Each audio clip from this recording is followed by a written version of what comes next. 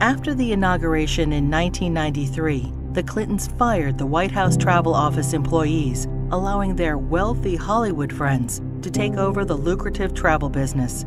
This led to investigations by the FBI, DOJ, GAO, Oversight Committee, and the Whitewater Independent Counsel.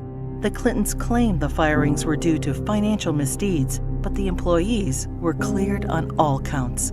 Hillary Clinton allegedly played a central role in the firings, yet in her sworn testimony, she claimed she was not involved. The independent counsel found this to be factually inaccurate and that she made factually false statements. The Clintons were forced to remove their friends and reinstate the previous employees. Vince Foster, the longtime friend and companion of Hillary Clinton, was significantly involved in several Clinton scandals. Due to the strange circumstances surrounding his death in 1993, an investigation ensued. Before the police arrived, Clinton staffers illegally removed boxes of documents on Whitewater and presumably Travelgate and other sensitive issues. President Clinton put his wife in charge of the most expensive program in the country. There was a national outrage that the unelected, unqualified First Lady was going to design America's healthcare system. In a 1993 interview, Hillary Clinton admitted, "I am not an expert on healthcare. I'm not somebody who has studied it." Hillary Clinton kept the Presidential Task Force on National Healthcare Reform shrouded in such secrecy that a federal judge threatened to hold the administration in contempt. 2 years later, the healthcare plan was a 1,342-page nightmare, including gatekeepers, health alliances, purchasing cooperatives, new and higher taxes, and restrictions on choosing doctors. Physicians, hospitals, large and small businesses, insurance companies, Democrats, Republicans, and the general public rejected the program, and it failed disastrously. The General Accounting Office put a price tag of $32 million on Hillary Clinton's healthcare fiasco. For dishonesty, Hillary Clinton and others were fined $450,000.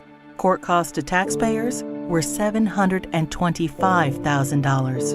In 1996, with Hillary Care fresh in their minds, Americans voted both the Senate and the House into Republican hands for the first time in over 4 decades.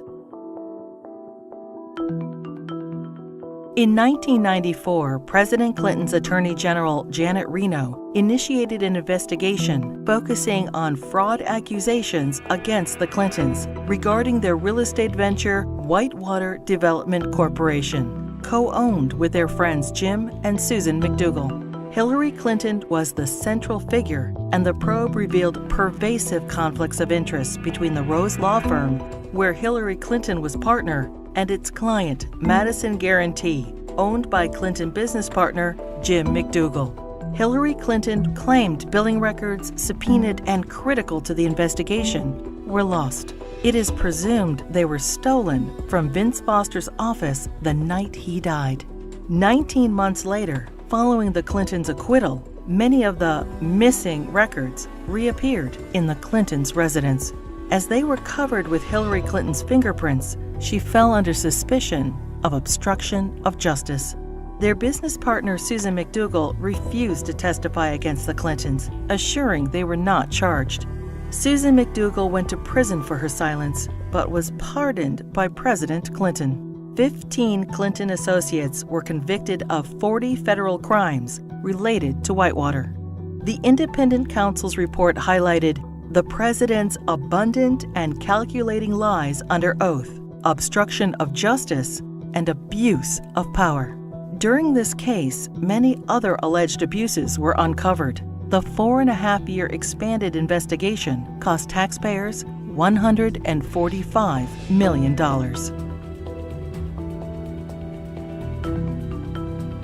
Hillary Clinton's trades in cattle futures raised suspicions of improprieties as her very first trade of $5,000 quickly turned into over $490,000. She refused to release her tax returns for the years in question. Hillary Clinton insisted that she made all the investment decisions herself, The investigation proved her trades were actually placed by her friend James Blair through the brokerage firm Refco. James Blair was outside counsel for Tyson Foods, the largest employer in Arkansas, which is state regulated. The perception was Mrs. Clinton received preferential treatment and incredible financial returns as a way to garner favor with her husband, then governor of Arkansas. Refco was investigated and paid the largest fines in the history of the exchange.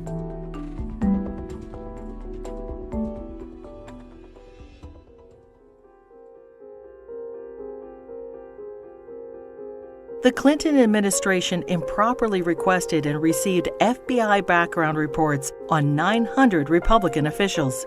Hillary Clinton allegedly initiated the request to add data to her enemies list, leading to 3 separate investigations in 1996.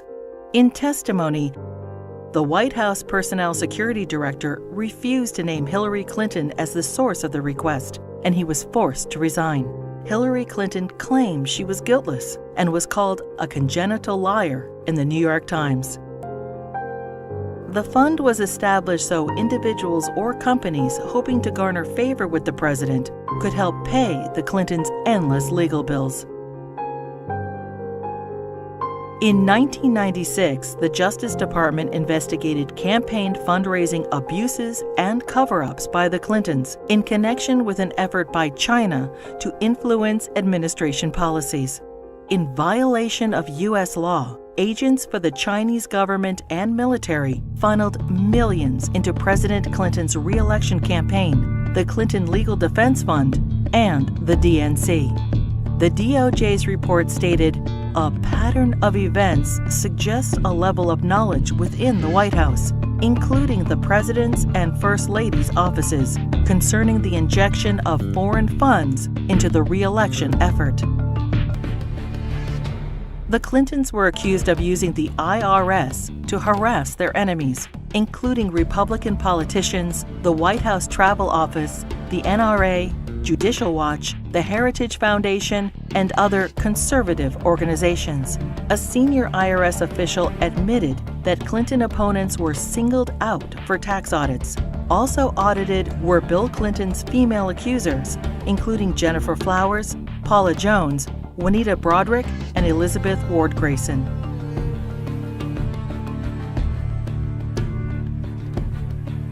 As he was leaving office in January 2001, President Clinton pardoned 450 people for crimes ranging from cocaine trafficking to kidnapping and terrorism.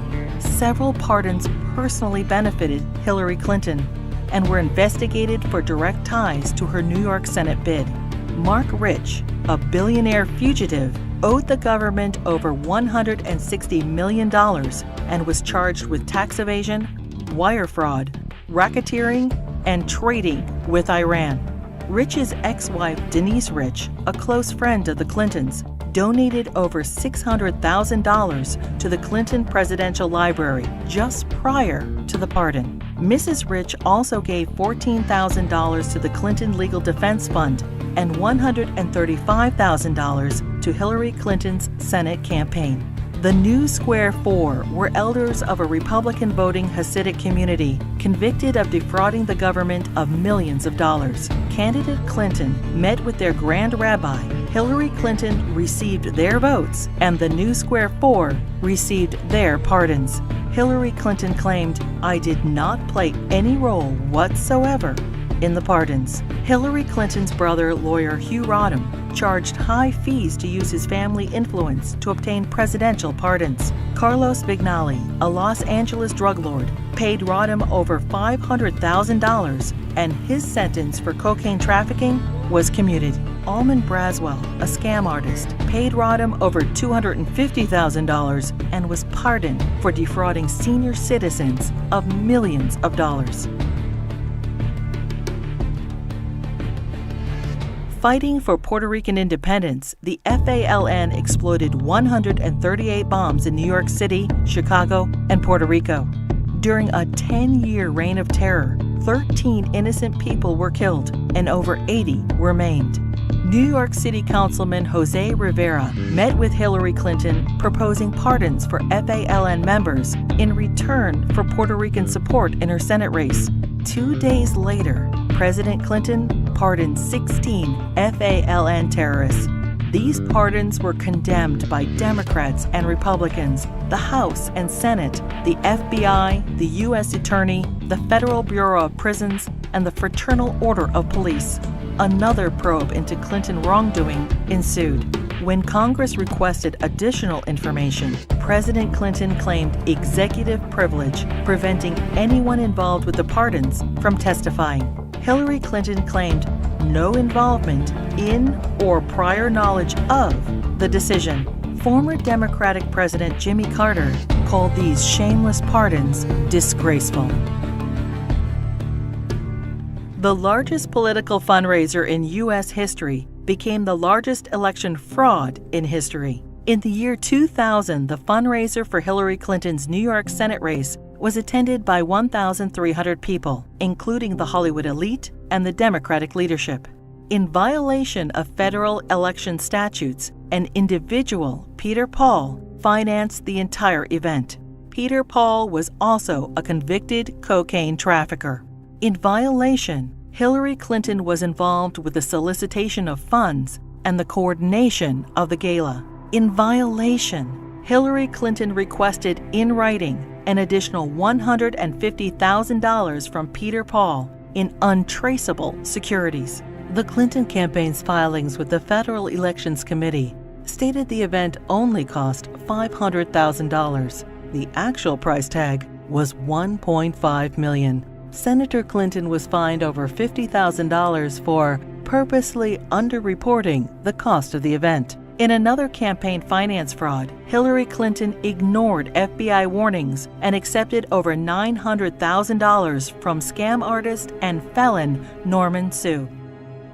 Hillary Clinton's Senate tenure was undistinguished. In 7 years, she introduced only 3 minor bills which became law, including the naming of a post office. She helped secure millions in federal assistance for a New York developer. Ethics questions arose when the businessman donated over $120,000 to the Clinton Foundation. Senator Clinton did not support English as the official language of the United States government, and she enthusiastically voted for the Iraq War resolution. Hillary Clinton ignored Senate rules and reporting requirements for the hiring of staff and non-paid fellows, breaking the Senate Code of Official Conduct and hiding multiple conflicts of interest. She was investigated by the Senate Select Committee on Ethics.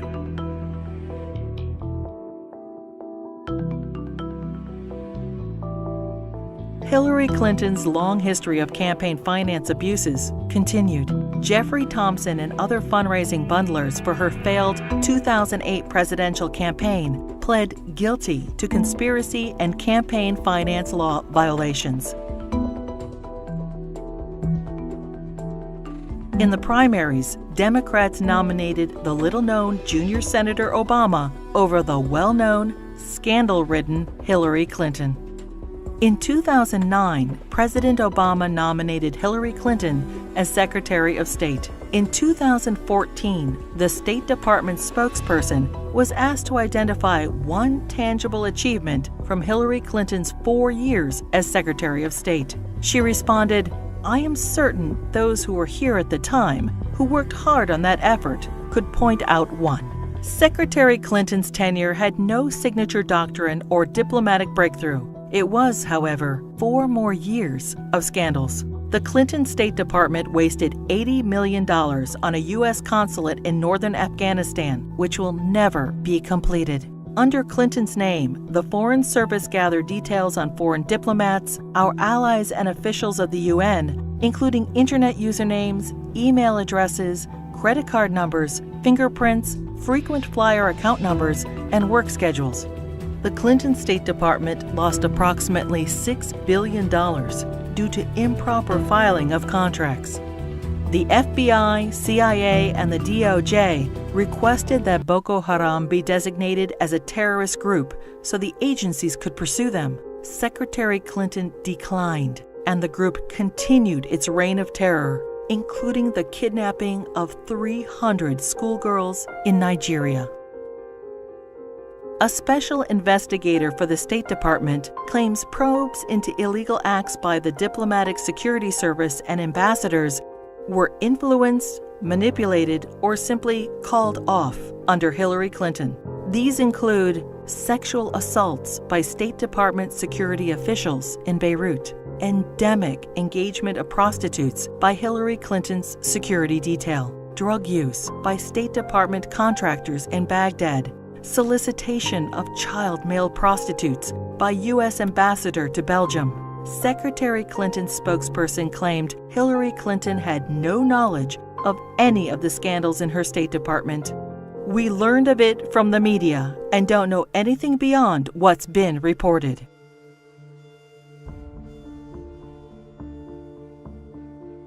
The United States mission in Benghazi, Libya, was attacked on September 11, 2012. As Hillary Clinton was Secretary of State at the time, she is at the heart of the cover-up investigation.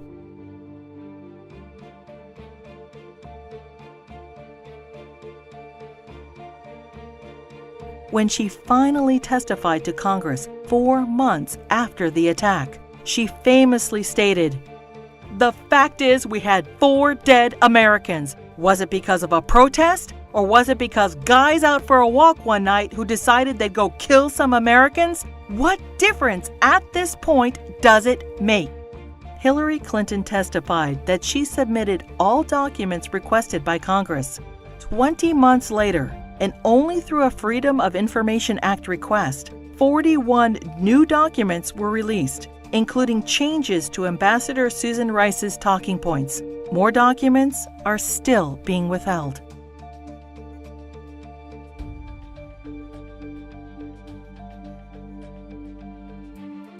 The Presidential Records Act allows restricted access to documents for 12 years after leaving office. Now, 14 years later, the Clintons are still withholding thousands of records from the public. Over 300 Freedom of Information Act requests have been ignored, suggesting more damaging revelations about the Clintons. It is difficult to separate the Clintons' personal and political financial ventures from those of the Clinton Foundation. The New York Times expose on the Clinton Foundation details moral and fiscal chaos, shameless fundraising, and calls it mired in conflicts of interest. Run by old Clinton friends, it has been grossly mismanaged and, despite enormous donations, ran multi-million-dollar deficits. Already rife with conflicts of interest, the foundation's offices are now shared by the Hillary Clinton presidential campaign. Americans can give $2,300 to presidential candidates, but there are no limits on donations to foundations. Hillary Clinton cannot legally accept campaign donations from foreigners, but no restrictions apply to foundations. Secretary of State Clinton traveled to Moscow and pressed the Russian government to purchase planes from Boeing. 2 months later, contract in hand, Boeing donated $900,000 to the Clinton Foundation. The foundation's support from foreign interests hoping to influence U.S. policy is of grave concern. Foreign donations to the foundation increased by 70% when Hillary Clinton ran for president in 2008.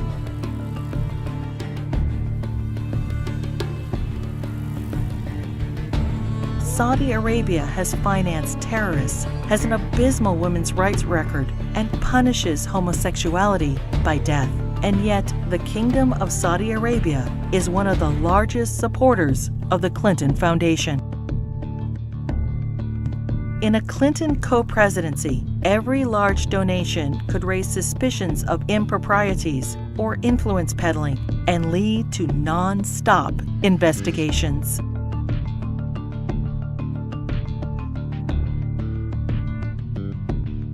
Many qualified and deserving politicians, Democrat and Republican, women and men, are waiting to lead this country.